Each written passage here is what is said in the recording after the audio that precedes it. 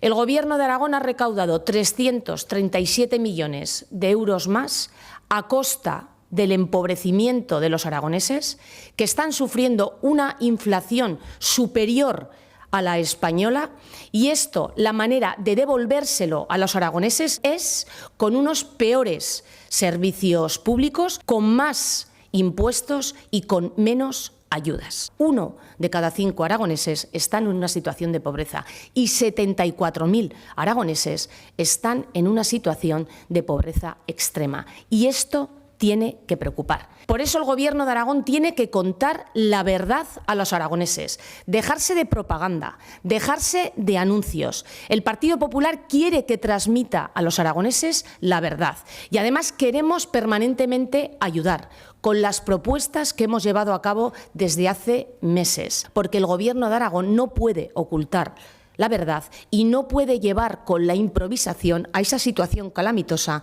que ya están viviendo los aragoneses. Instamos al Gobierno de Lambán a que deje de sangrar el bolsillo de los aragoneses, que dedique el incremento de la recaudación a costa de su empobrecimiento a mejorar unos servicios públicos cada vez más deteriorados y que no espere al mes de septiembre para poner unas ayudas, porque una vez más llegará, como siempre, tarde.